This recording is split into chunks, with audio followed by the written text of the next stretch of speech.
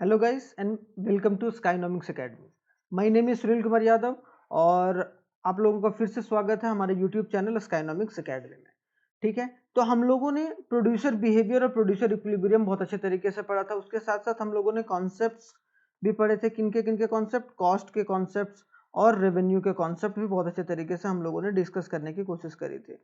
ठीक है, तो कॉस्ट जो था हमारा कि टोटल कॉस्ट क्या होता है, या मार्जिनल टोटल प्रोडक्ट क्या होता है, मार्जिनल प्रोडक्ट क्या होता है, या फिर एवरेज प्रोडक्ट क्या होता है, या फिर टोटल रेवेन्यू क्या होता है, मार्जिनल रेवेन्यू क्या होता है, या फिर एवरेज रेवेन्यू क्या था। उन सारे टॉपिक्स को हम लोगों ने बहुत अच्छे तरीके से क्लियर करा था।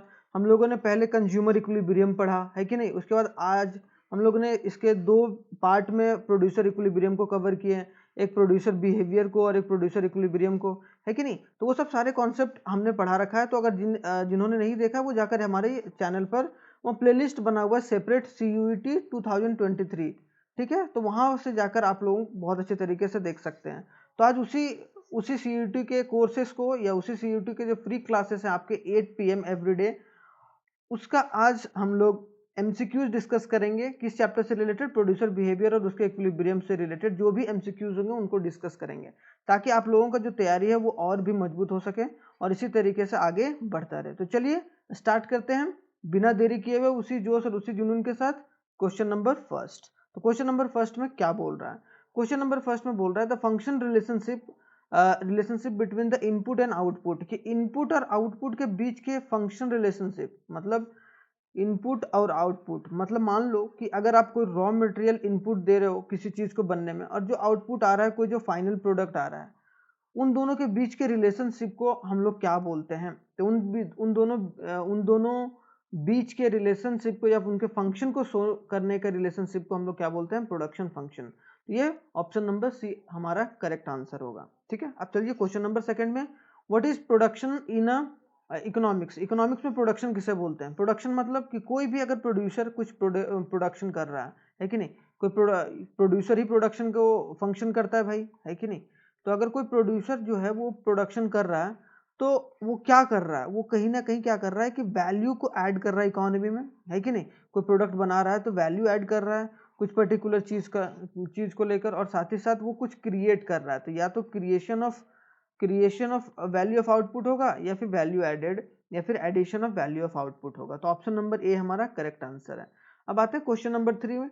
देखो, एक बात मैं बता दे रहा हूँ कि अगर किन्हीं को कोई भी डाउट होता है ना, और भी कोई पर्टिकुलर टॉपिक में, सर ये कैसे करें, कोई 1 to 1 अगर कुछ बातें करनी है आप लोगों को कि भाई ये सब चीज़ से डाउट है, कुछ भी डाउट है, तो आप लोग हमारे व्हाट्सएप नंबर पर विजिट कर सकते हैं, वहाँ पर मैसेज कर दो, या फिर इस नंबर पर आप लोग कॉल कर सकते हैं। आप लोगों को 24/7 अवेलेबल मिलेंगे, कोई ना कोई। ठीक है, when total product falls, question number 3, जब टोटल प्रोडक्ट हमारा कम होता है या डिक्रीज होता है, तब मार्जिनल प्रोडक्ट में क्या चेंजेस आता है? तो मार्जिनल प्रोडक्ट क्या होता है? मार्जिनल प्रोडक्ट नेगेटिव होता है। हमने बहुत अच्छे तरीके से डिस्कस करा था कॉन्सेप्ट वाले वीडियो में। ठीक है, तो ये चीज को आप लोग ध्यान में रखिएगा। तो ऑप्शन नंबर सी हमारा करेक्ट आंसर होगा। अब आते हैं क्वेश्चन नंबर 4 में। क्वेश्चन नंबर 4 क्या बोल रहा है कि average product is at maximum. Average जो प्रोडक्ट होगा वो मैक्सिमम पर कब होगा? तो एवरेज प्रोडक्ट मैक्सिमम में कब होगा? जब मेरा marginal product is equal to average product होगा। कि जब एवरेज प्रोडक्ट और मार्जिनल प्रोडक्ट बराबर होगा, तो मेरा एवरेज जो प्रोडक्ट होगा वो क्या होगा? मैक्सिमम पोजीशन पर होगा। तो ऑप्शन नंबर सी हमारा करेक्ट आंसर है। इक्वल्स टू छूट गया, ये लेस देन होगा, तो ये ऑप्शन नंबर ये राइट है। Question number 5, in which time period all the factor of production became variable? कि कौन से टाइम में, कौन से टाइम पीरियड में जो हमारा जितने भी सारे प्रोडक्शन फंक्शन रहते हैं, फैक्टर ऑफ प्रोडक्शन रहते हैं, लैंड, लेबर, एंटरप्रेन्योर और कैपिटल, ये 4 फैक्टर होते हैं।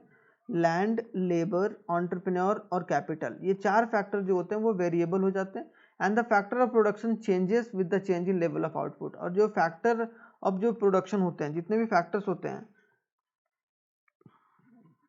वो चेंज होते हैं लेवल ऑफ आउटपुट के साथ। किसके साथ? Level of output of production के साथ। तो उसमें ऑप्शन नंबर ए हमारा लंबे समय के लिए, लंबे समय के लिए लेबर और कैपिटल दोनों जो होता है, लेबर भी चेंज होता है और कैपिटल भी चेंज होता है। मतलब उन लॉन्ग पीरियड ऑफ टाइम के लिए वेरिएबल हो जाते हैं सारे फैक्टर्स। मतलब सारे चीज़ों को हमको इंक्रीज करना पड़ता है, डिक्रीज करना पड़ता है। ठीक है, अब आते हैं question number 6, under the relationship between TP, MP और एपी कर्व। ठीक है, मतलब क्या टीपी, एमपी और एपी कर्व में जो एमपी रहता है बिकम नेगेटिव कब होता है? तो नेगेटिव कब होता है? मार्जिनल प्रोडक्ट नेगेटिव तब होता है जब मेरा टीपी हो जाएगा वो डिक्रीज करेगा, जैसा कि हम लोगों ने क्वेश्चन नंबर 3 में भी डिस्कस करा था। तो आई होप सो ये चीज क्लियर होगा। अब आते हैं क्वेश्चन नंबर 7 में। क्वेश्चन नंबर 7 में क्या बोला है? If the average output of the labour is 30 unit. देखो ज्यादा कोई हार्ड एंड फास्ट क्वेश्चन आता नहीं है, एक बार आप लोग एक बार प्रैक्टिस कर लोगे तो आप लोगों को मजा आएगा। फिर जब average product of the labour is 30 unit है, ठीक है, then find the total product of 2 labour. तो 2 लेबर का आप लोग टोटल प्रोडक्ट निकालिए। तो टोटल प्रोडक्ट क्या होगा? Total product is equal to AP into L. तो AP मेरा क्या है? AP क्यों? क्योंकि यहाँ देखो AP का फॉर्मूला होता है एवरेज किसी चीज का निकालते हैं तो टोटल प्रोडक्ट बाय लेबर। तो अगर ये लेबर इधर इंटू हो जाएगा तो ये मेरा फॉर्मूला बन जाएगा, है कि नहीं? यहाँ पर सिंपल सी बात है। तो यहाँ एवरेज प्रोडक्ट मेरा 30 यूनिट था और लेबर कितने का निकालना है? 2 लेबर का। तो इसका क्या हो गया? 60 यूनिट। तो 60 यूनिट हमारा आंसर होगा ऑप्शन नंबर डी। ठीक है, तो ये दोनों फॉर्मूला आप याद जरूर रखिएगा क्योंकि ये दोनों इंपॉर्टेंट है, एक टीपी का भी जब एवरेज प्रोडक्ट और लेबर दिया रहता है और एपी का। If the output of 5 labour is 50। जब 5 लेबर का जो आउटपुट है, मतलब लेबर 5 है तो जो टोटल आउटपुट है मेरा कितना आ रहा है? 50 unit. Total labour of 6 is 60। जब 6 लेबर हो रहा है तो 66। तो find the average product of 6। तो 6 का एवरेज प्रोडक्ट आप लोग निकालिए। तो 6 का एवरेज प्रोडक्ट क्या होगा कि टोटल जितना भी आउटपुट और जितना भी लेबर है कि नहीं? तो एवरेज प्रोडक्ट जैसा कि मैंने ये वाले में बताया था अभी। ठीक है, तो टोटल प्रोडक्ट कितना है इसका? टोटल आउटपुट कितना? टोटल प्रोडक्ट 66 है डिवाइडेड बाय 6 तो क्या होगा? 11। तो इसका आंसर क्या होगा? आई होप सो 11 आपका राइट। आई होप सो क्या बिल्कुल सही उत्तर। ठीक है, तो चलिए चलते हैं 9वीं प्रश्न पर, 9th नंबर का। Dash is a variable factor of production. इसमें से कौन सा जो फैक्टर ऑफ प्रोडक्शन है वो एक वेरिएबल है, मतलब वो हमेशा वेरी करता है, एक कॉन्स्टेंटली नहीं रहता या कांस्टेंट नहीं रहता कभी भी, शॉर्ट पीरियड ऑफ टाइम या कभी भी। तो हम मैंने बताया था 2 तरीके का, एक लेबर होता है, कैपिटल होता है। जनरली 2 चीजों को हम लोग फैक्टर ऑफ प्रोडक्शन यूज करते हैं जब भी हम लोग प्रोडक्शन की बात करते हैं, ठीक है, या प्रोड्यूसर की बात करते हैं। तो इसमें क्या है कि जो लेबर होता है वो चेंज तो होता है, ऊपर नीचे होता है, लेकिन कैपिटल जो रहता है फिक्स रहता है। तो यह बोला जाए कि वेरिएबल क्या होता है? हमेशा लेबर इंक्रीज और डिक्रीज होता है। ठीक है, तो लेबर हमारा करेक्ट आंसर है, ऑप्शन नंबर बी। देखिए आप लोग पढ़ने में मजा लग रहा होगा आप लोगों को, और हर एक क्वेश्चन मैं साथ ही साथ कॉन्सेप्ट भी क्लियर करते चला जा रहा हूँ। ठीक है, in first stage of law of variable proportion the total product increases at an. कि जो फर्स्ट था मेरा लॉ ऑफ वेरिएबल प्रोपोर्शन, ठीक है, लॉ ऑफ वेरिएबल प्रोपोर्शन पढ़ाया गया था पूरे कॉन्सेप्ट वाले वीडियो में। वहाँ total product increase at an, increase क्या करता है? इंक्रीजिंग रेट, है कि नहीं? पहले जो टोटल प्रोडक्ट रहता है वो इंक्रीज करता है, मैंने बार बार चिल्ला चिल्ला के बोला था भाई, इंक्रीज करता है एट इंक्रीजिंग रेट। फिर क्या होता है? उसके बाद मैक्सिमम होता है, उसके बाद डिक्रीज करता है एट अ डिमिनिशिंग रेट। फिर लास्ट में ये सेकंड में मैक्सिमम हो जाता है, ये फर्स्ट में इंक्रीजिंग रेट में, और जो थर्ड जो हमारा स्टेज होता है उसमें क्या रहता है? डिक्रीज करेगा बट डिमिनिशिंग रेट पर डिक्रीज करेगा। ठीक है, डिमिनिशिंग रेट मतलब डिमिनिशिंग मतलब होता है डिक्रीजिंग रेट पर। तो आई होप सो ये तीनों चीजें आपका क्लियर होगा। तो option number be increasing rate पर फर्स्ट स्टेज में लॉ ऑफ वेरिएबल प्रोपोर्शन के टीपी का जो काम क्रिया होता है। ठीक है, अब आते हैं कि 11 question number, increasing return of applicable because of. Increasing return जो है वो एप्लीकेबल क्यों होता है? क्यों? क्योंकि जो हमारा ऑप्शन है क्या, increasing efficiency of variable factors और fuller utilization of fix factor, मतलब कि एफिशिएंसी बढ़ जाती है, या तो एफिशिएंसी बढ़ जाती है, क्षमता बढ़ जाती है, या फिर यूटिलाइजेशन जो फिक्स्ड फैक्टर का रहता है, फिक्स्ड फैक्टर का उसका फुलर यूटिलाइजेशन होता है। तो इन दोनों चीजों में क्या होता है? हमारा इंक्रीजिंग रेट ऑफ रिटर्न है वो दोनों। तो ऑप्शन नंबर ए और बी हमारा करेक्ट आंसर का, both A and B. Option number D हमारा correct answer. 12 law of variable proportion is valid. कि जो लॉ ऑफ वेरिएबल प्रोपोर्शन है वो वैलिड कब होता है? वैलिड कब होता है? At least one input is fixed and the all other input is kept variable. कि law of variable proportion valid तभी होता है जब कम से कम एक वन इनपुट को फिक्स कर ले, मतलब कोई ना कोई इनपुट जो होना चाहिए वो फिक्स रहना चाहिए, और ऑल अदर केप्ट वेरिएबल, और बाकी सारा क्या होना चाहिए? वेरिएबल होना चाहिए। तभी हमारा क्या होगा? लॉ ऑफ वेरिएबल प्रोपोर्शन क्या होगा? कि हमारा काम करेगा। तो ऑप्शन नंबर ए पूरा बिल्कुल करेक्ट आंसर है। आते हैं क्वेश्चन नंबर 13। ठीक है, तो at a point of inflection, जब पॉइंट ऑफ इन्फ्लेक्शन आता है मार्जिनल प्रोडक्ट क्या होता है? तो मार्जिनल प्रोडक्ट हमारा क्या होता है? मैक्सिमम होता है। ठीक है, एक बोला जाए जब इन्फ्लेक्शन होता है तो मार्जिनल प्रोडक्ट जो हमारा होता है वो मैक्सिमम पोजीशन पर होता है। Option number C correct answer है। ठीक है, अब आते हैं कि विच stage is relevant for the firm which aims at maximizing the economic efficiency in the law variable proportion। कि वैसा स्टेज बताइए जहां पर लॉ वेरिएबल प्रोपोर्शन क्या रहता है? उसका इकोनॉमिक एफिशिएंसी मैक्सिमम रहता है। तो सिंपल सी बात है, मैक्सिमम कब रहता है? जब मेरा टीपी मैक्सिमम रहता है। तो अब जब टोटल प्रोडक्ट सबसे ज़्यादा बनेगा तो वहां पर इकोनॉमिक जो एफिशिएंसी रहेगा, क्षमता रहेगा वहाँ इकोनॉमी का, वो ज़्यादा है। क्यों? क्योंकि ज़्यादा प्रोडक्शन हो रहा है। तो वो कौन से स्टेज पर होता है? वो सेकंड स्टेज पर होता है, जैसा कि मैंने बताया।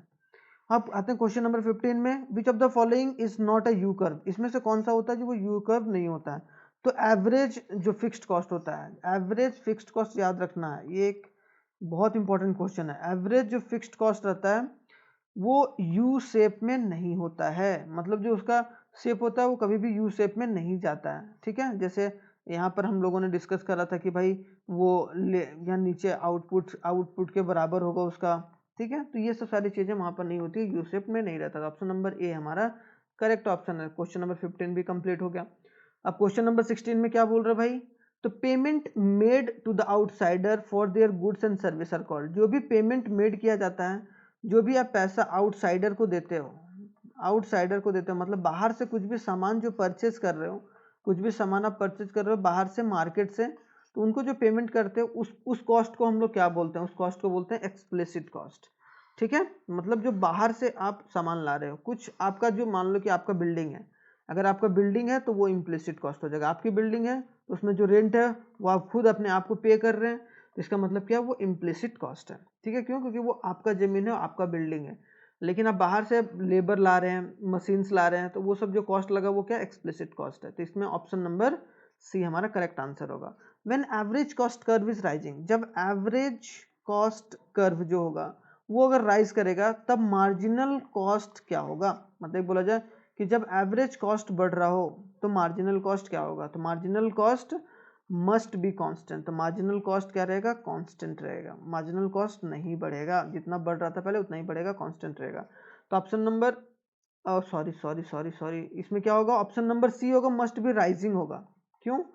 क्योंकि इसका एक बहुत बड़ा रीजन है। इसमें क्या होगा कि जब एवरेज कॉस्ट जो रहेगा वो अगर राइज करेगा तो हमारा मार्जिनल कॉस्ट भी राइज करेगा। क्यों? क्योंकि ये दोनों एक बोला जाए कि दोनों directly proportional to each other हैं। क्या है? Directly proportional to each other. मैंने ये बता दिया था आपको टोटल कॉस्ट का। ठीक है, तो प्रोपोर्शनल होता है।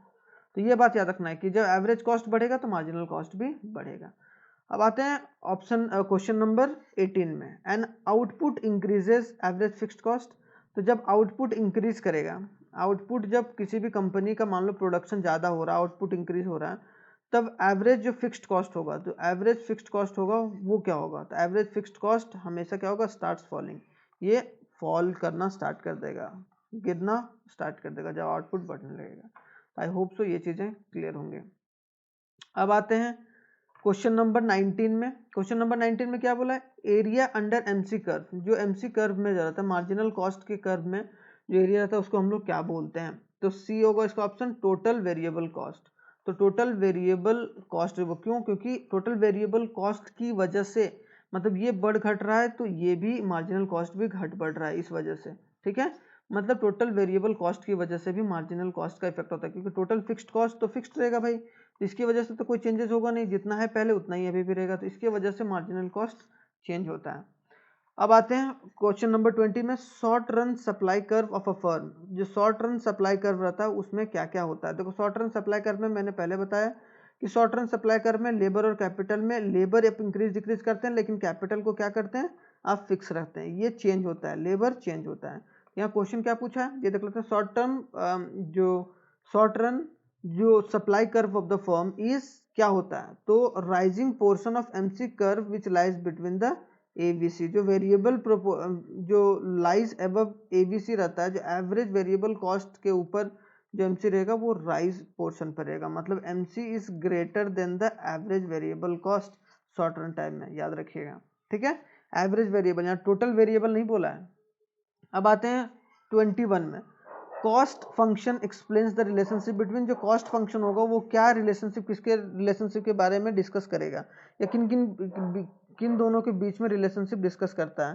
तो ऑप्शन नंबर डी होगा, output and the cost of production, कि क्या आउटपुट हुआ है और जो कॉस्ट ऑफ प्रोडक्शन क्या लगा।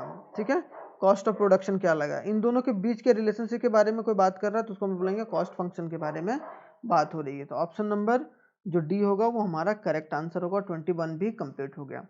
अब आते हैं 22, क्वेश्चन नंबर 22 में क्या बोला गया है, तो dash are not a zero at a zero level of output, कि जीरो नहीं होता है तो फिक्स्ड कॉस्ट, तो फिक्स्ड कॉस्ट हमें कभी भी जीरो नहीं होगा।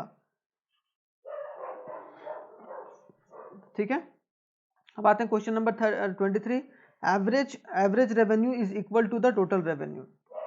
जो एवरेज रेवेन्यू रहेगा वो टोटल रेवेन्यू के इक्वल हो जाएगा, तब क्या होता है, तो total revenue by total quantity sold. तो उसमें क्या होगा, टोटल जितने भी रेवेन्यू होंगे और जितना क्वांटिटी सोल्ड हुआ होगा तब ये चीज़ हमारा निकल के आएगा।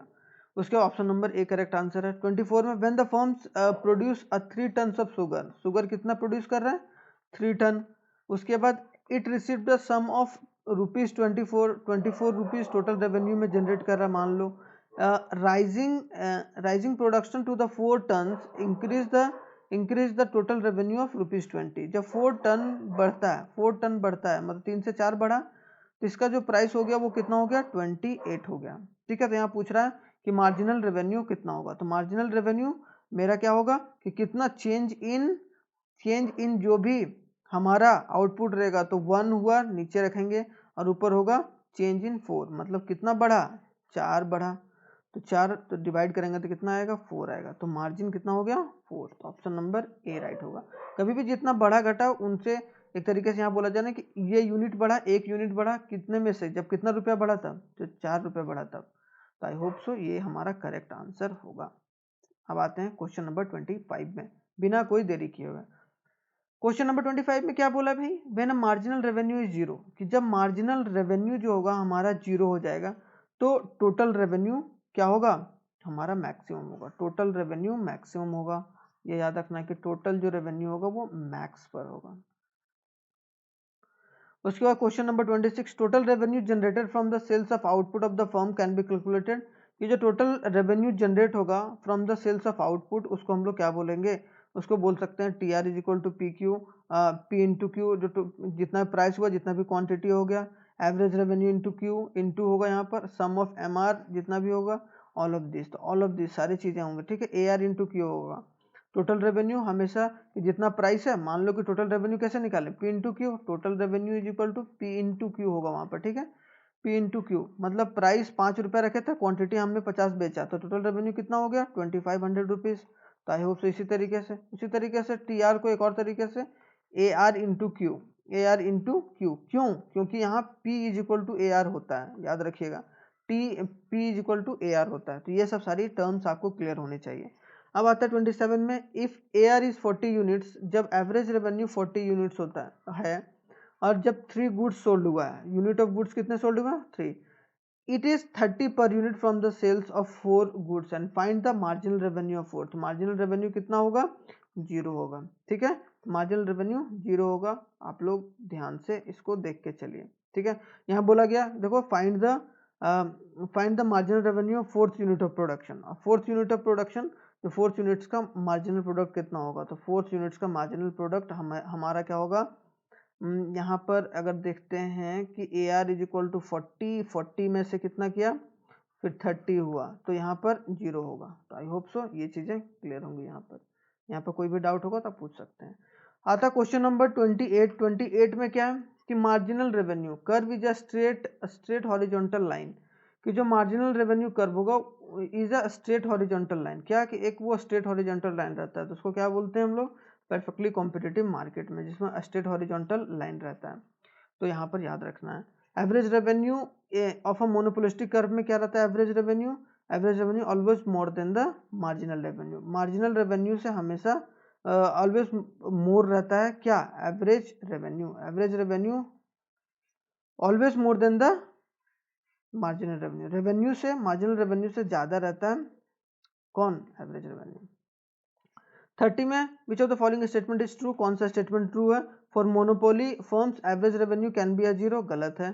For monopoly average revenue can be zero negative, बिल्कुल सही है कि मोनोपोली में क्या हो सकता है, मोनोपोली में जो रेवेन्यू हो सकता है या तो फिर जीरो होगा या तो फिर वो नेगेटिव होगा, ये दोनों चीजें होती हैं यहाँ पर। तो ऑप्शन नंबर जो बी होगा वो करेक्ट आंसर होगा। तो क्वेश्चन नंबर 30 भी बहुत अच्छे तरीके से क्लियर है। अब क्वेश्चन नंबर 31 आते हैं। क्वेश्चन नंबर 31 में in perfect competition, perfect competition में A R is equal to M R, क्या, या A R is equal to P, या फिर बोला गया T R is positively sloped straight line from the origin, बिल्कुल सही, मतलब चारों ऑप्शन राइट है। ऑप्शन नंबर डी, उसमें क्या परफेक्ट कॉम्पिटिशन में A R is equal to M R भी होता है। देखो यहाँ पर एक छोटा सा नोट भी बनाते चलो भाई साथ में, A R is equal to P भी होता है और पॉजिटिवली स्लोप होता है from the straight line origin. Imperfect competition में क्या होता है, slope of A R is generally a slope of M R. उसमें क्या होता है कि जो स्लोप ऑफ ए आर रहता है इज जनरली कितना, हाफ रहता है या इक्वल रहता है, तो इक्वल टू एम आर। तो under imperfect competition A R is equal to M R रहेगा, average revenue is equal to marginal revenue, या ट्वाइस हो जाता है इसका। देखो A R is equal to twice of M R, equal कब होगा, इक्वल जब हमारा परफेक्ट कॉम्पिटिशन होगा। तो आई होप सो ये चीज क्लियर होगा, यही तो कंफ्यूज करते हो। अगर मैं बोल दूं कि A R is equal to M R कब होता है, तो A R is equal to M R होता है परफेक्ट कॉम्पिटिशन में, लेकिन इम्परफेक्ट में ट्वाइस हो जाता है, मतलब ए आर का ट्वाइस हो जाएगा टू एम आर। तो ऑप्शन नंबर बी हमारा करेक्ट आंसर होगा यहाँ पर। क्वेश्चन नंबर 33 में in monopoly and monopolistic competition A R M R curve is a downward sloping because of the firm can sell more by firm lowering the price, क्यों, क्योंकि price को लो करके ज़्यादा से ज़्यादा बेचा जा सकता है। तो आई होप सो ये भी टॉपिक क्लियर होगा। आते हैं क्वेश्चन नंबर 34 में, in long run a firms is perfectly, long run में जो परफेक्टली कॉम्पिटिटिव मार्केट रहता है वो क्या अर्न करता है, तो नॉर्मल प्रॉफिट अर्न करता है। हमेशा याद रखना नॉर्मल प्रॉफिट अर्न करता है, जितना सब लोग प्रॉफिट अर्न करता है, क्योंकि कंपटीशन बहुत ज़्यादा रहता है उसमें।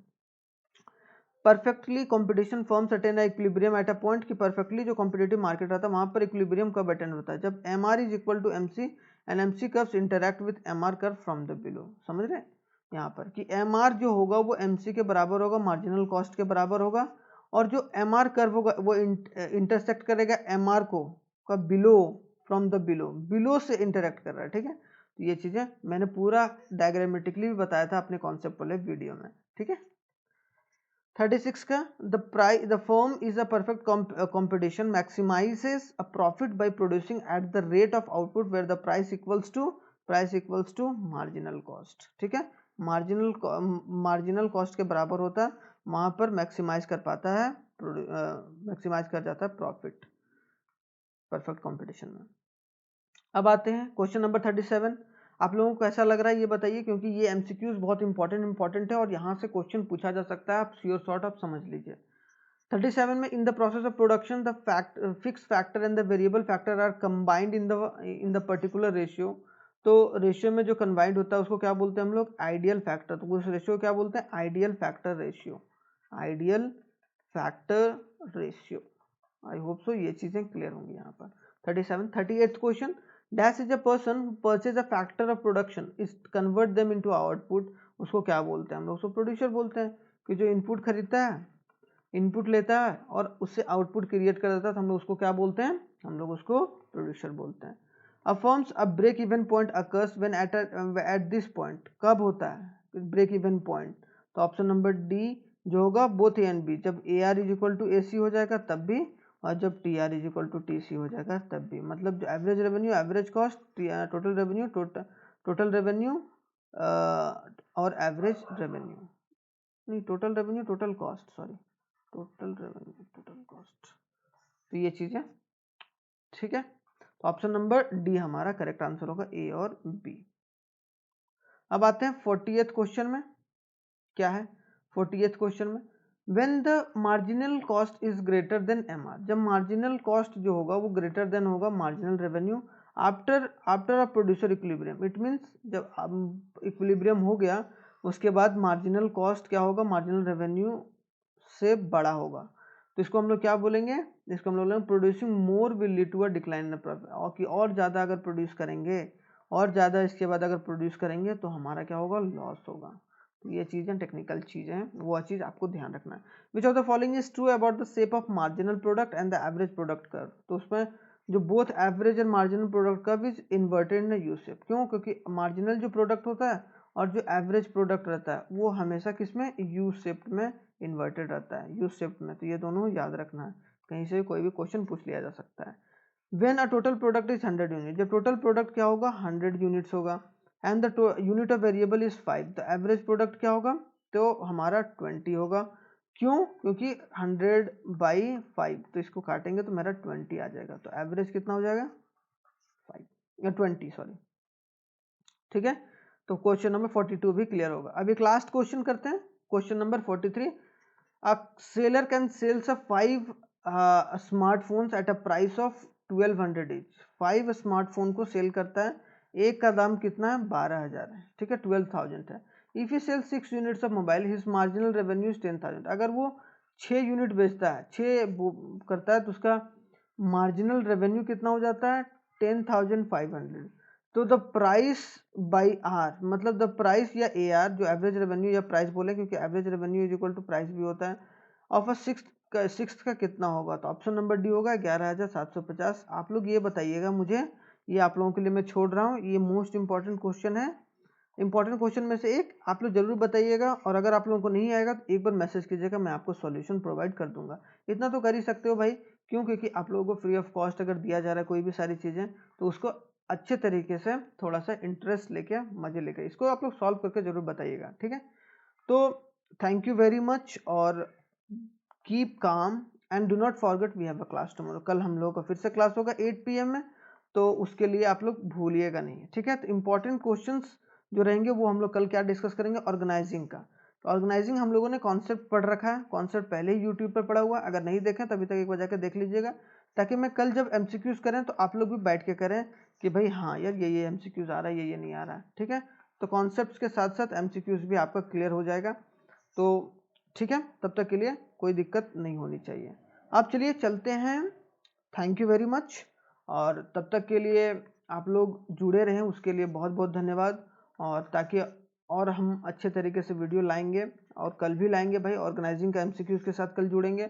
ये हमारा फेसबुक आईडी है, ये हमारा इंस्टाग्राम आईडी है, ये हमारा क्या है, वेबसाइट है, और ये हमारा व्हाट्सएप नंबर है, जैसा कि आप लोग पहले भी जान चुके हैं। तो हम लोग कल मिलेंगे, तब तक के लिए थैंक यू वेरी मच, जय हिंद, मिलते हैं नेक्स्ट वीडियो में।